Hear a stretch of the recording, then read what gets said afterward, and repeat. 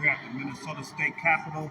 It's President's Day, Black History Month also, and there's been legislation being passed at the state capitol, but there hasn't been there's been symbolic legislation, but we need legislation for Black Americans that are going to address the racial wealth gap. In America, the racial wealth gap, whites have $100 trillion worth of wealth, blacks have about 3%, $3.3 trillion worth of wealth.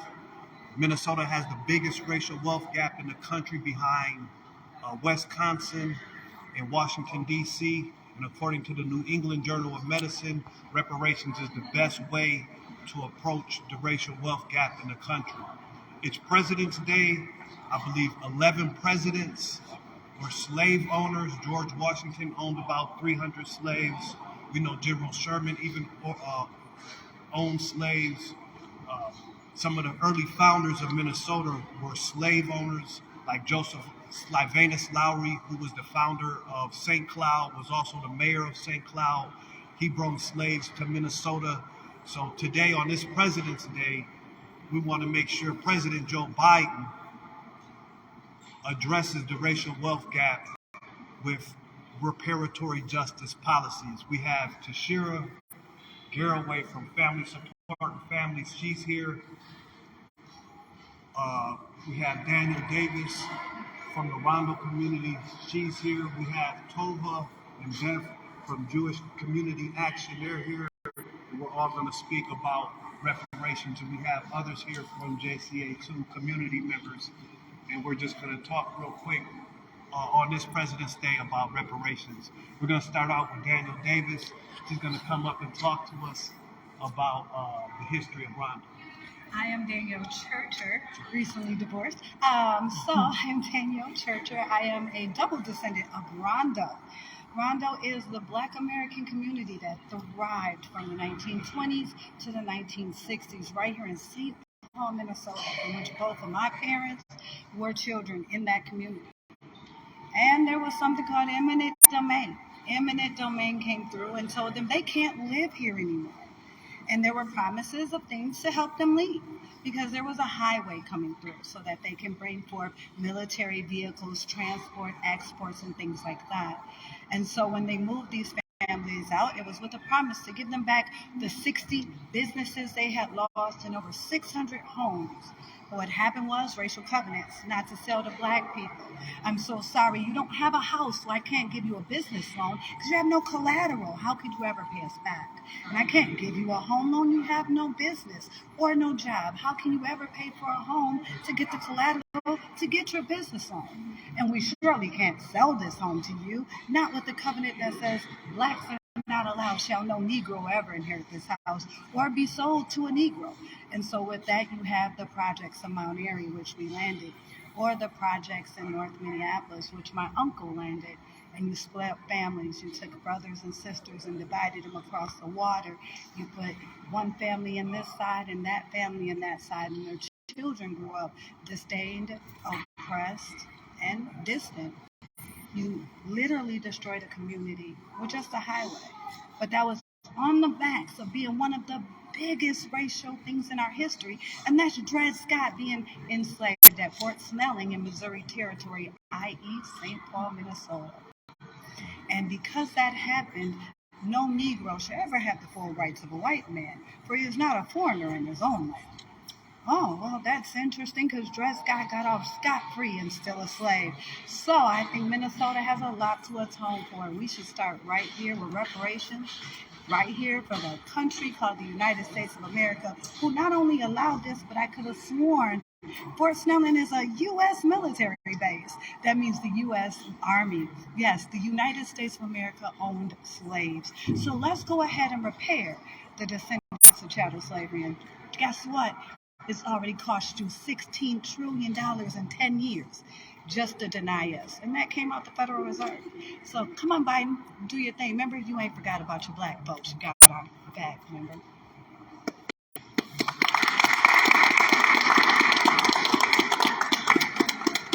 Again, Minnesota has the third biggest racial wealth gap in the country.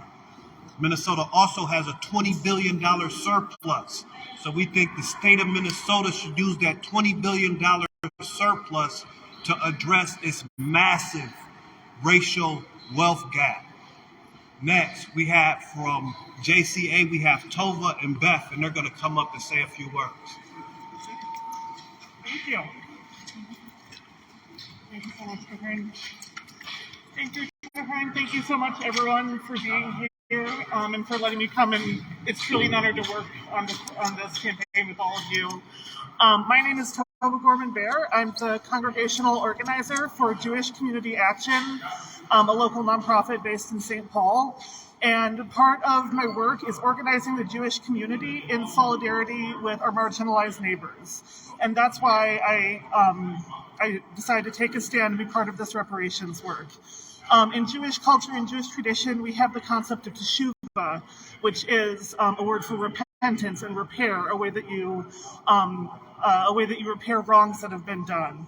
And traditionally, you cannot begin teshuvah until you acknowledge and apologize for the wrongs that have been done, and also make concrete steps to change it and fundamentally transform the conditions that led to the harm in the first place. It's not just about saying sorry. It's not just about erasing what was done and trying to move on as if everything is a clean slate. You have to address the wrongs that have been done and really work for change. So that's why I'm here today with all these wonderful folks for reparations. And also because as white Jews in Minnesota, myself and many other white Jews, the pressure is on us to align ourselves with white supremacy and build our power on the backs of Black people.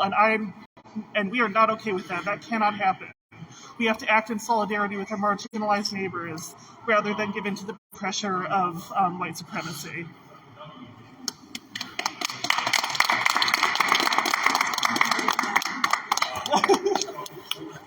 Tova said it wonderfully. Yeah. But I'm here in solidarity too.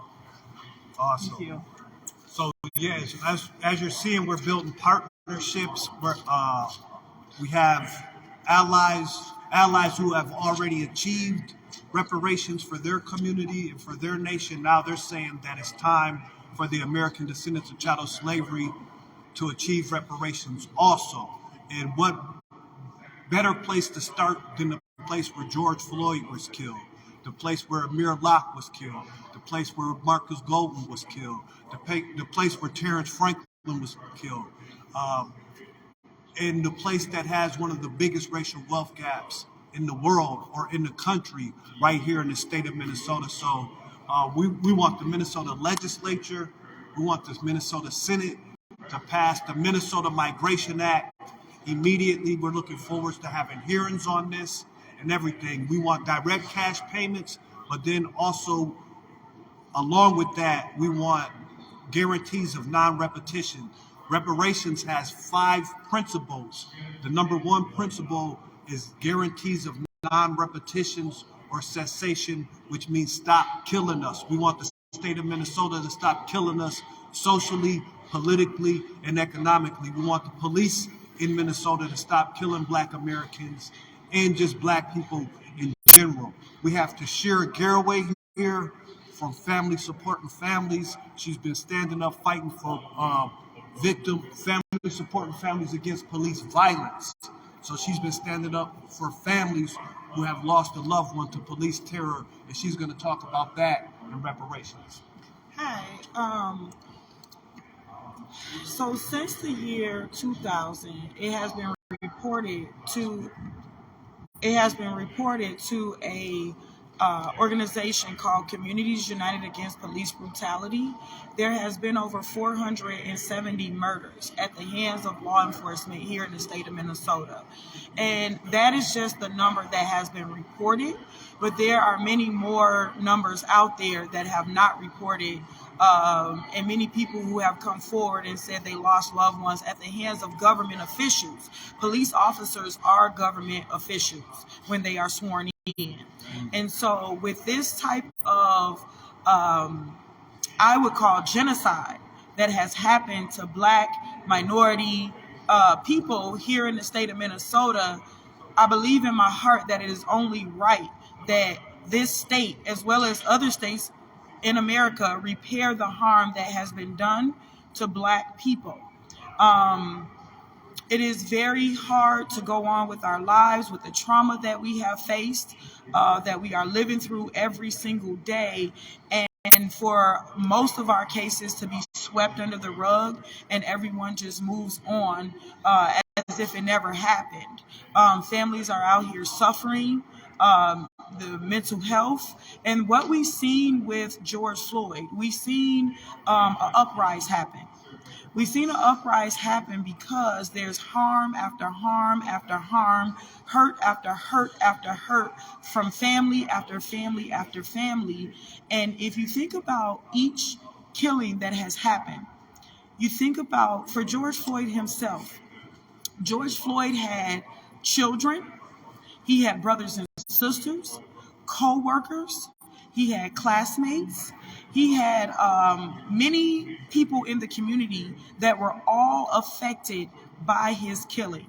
Now multiply that times 472, almost 500 bodies, human beings that have been stolen here in the state of Minnesota alone only since the year 2000. We're not even counting the 90s. We know families that have lost loved ones in the 90s, and 80s and beforehand. But only since the year 2000, we have over almost 500 bodies, human beings that have been stolen from our community and from their families. So with that, you multiply that, all those people, friends, co-workers, significant other, children, we have well over, what would that be, over 1 million or 2 million people that have been directly impacted by government officials' violence here in the state of Minnesota alone.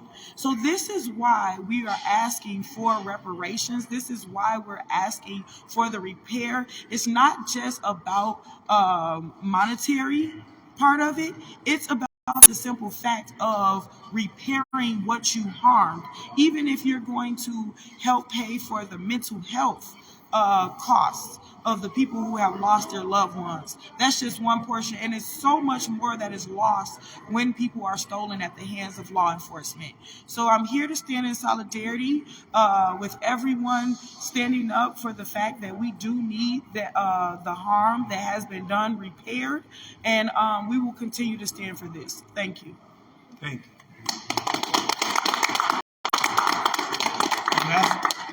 So what she's speaking about is guarantees of non-repetition and cessation. It also says in point number 1, if a state is harming a group of people, then that state is responsible to stop the harm and then make proper remedies. So we want the state of Minnesota to stop harming Black people socially, politically, economically. Minnesota has the biggest racial wealth gap in the country behind Wisconsin and Washington, D.C. Minnesota has the biggest housing disparities. Minnesota has the 3rd biggest education gap in the country. Minnesota has some of the biggest housing gaps in the country. According to Chief of Police Todd Axel, Black motorists are 4 times more likely to be pulled over by our white counterparts, more likely to be pulled over by police than our white counterparts. And according to Demos, the racial wealth gap is substantial and is driven by public policy. And public policy is made in this building. Public policy is made by lawmakers. Henry Sibley was a lawmaker. Joseph Lowry was a lawmaker. And they had values, and their values were values of racist people. And according to Ramsey County's 2008 anti-racism audit, Ramsey County's policies and procedures hurt the people that society fears the most, and the people that society fears the most look like Amir Lott, look like Justin Teigen, look like George Floyd, look like Breonna Taylor. So we want the state of Minnesota to stop killing us socially, politically, and economically, and start to pay restitution, which is also another principle of reparations, and pay compensation until we're satisfied. The satisfaction is another principle of reparations. Did you come up and say? We have some of the family of Amir Lott. I'll just say I'm here for Karen Wells. And I would say that, I'm here for Karen Wells on behalf of Karen Wells and on behalf of the family. I'm just standing in solidarity with other families that have been victims of systemic injustices, and police violence is an aspect of that. But here today, when there's a conversation around reparations, I think it talks more about the systemic injustices that have really had the foot on the neck of Black America. And so, with that, I think that there needs to be a systemic economic solution to uplift. So, police violence has been a component of the dismantling of Black families, and certainly our family wants justice for Amir. We want justice for Philando Castile. We want justice for George Floyd. We think that there needs to be a systemic solution to a systemic problem. And so we're just here in solidarity with everyone else around these issues, and believe that, this state and this country needs to come to the table to talk about solutions to remedy the wrongs that were done, be them economic, social, political, or physical. And so, like I said, we're going to stand in solidarity of this conversation. There's so many things, there's so many layers that people don't really investigate and look at, and there's so many industries that are involved. The school to prison pipeline is a part of the conversation. When we look at housing, redlining, and the injustices that happen as a result of redlining, definitely contributes to the wealth gap in this state and in this country. And a lot of times, we just think, well, no, I've pulled myself up from my own bootstraps. I got the GI Bill, but we don't know the history that, African Americans were not part of that. And so we're not able to be a part of that economic solution. And so I think that we have to come together to figure out how to right all of these wrongs. Again, what is happening as a result of police violence, police brutality, and the mass killing of Black men, the school to prison pipeline, the economic goods and services that come out of that prison system to publicly traded companies is a gross injustice. And we have to figure out how we're going to solve these problems.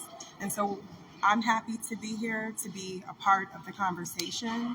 And we want to move from just having a conversation and a complaint to really talking about solutions. How do we get this job done? And so we all may have different ideas and thoughts about doing this, but I'm happy that we're all coming together, not only for justice for Amir and all the unnamed Black men in this country that have fallen victim to the injustice of this systemic system that has been based on slavery and racism, but also, trying to figure out what is the economic solution, so justice for Amir, but justice for all the unnamed men, Black men in this country that have yet to be named, and then also let's come up with a solution to right some of these systemic wrongs for a better tomorrow for all of us, because we're all connected.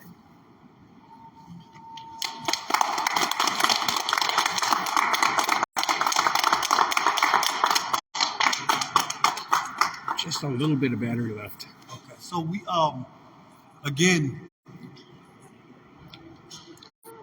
Minnesota, our progressive friends are in control right now here in Minnesota politics, so there should be no reason why there shouldn't be reparatory justice policies being passed immediately for Black Americans. It's Black History Month. We want to see some progressive policies for black people, and progressive policies for black people are economic policies. And those policies, the 75 to 86% of black Americans who are voters believe direct cash payments should be paid for reparations. There's about nothing that we're that united behind. And we don't see any movement on that. We need to see some movement on reparatory justice right away here in Minnesota. They have the executive office, they have the Senate, and they have the House. We also need to see some movement on, we need tangibles for our vote. We did our job. We got the progressives elected. Now we want to see some economic justice to start closing the racial wealth gap. And the Minnesota Migration Act starts that process. We also want to see legislation on that bans no-knock warrants. We want to see that pass immediately. We want to see the end of qualified immunity.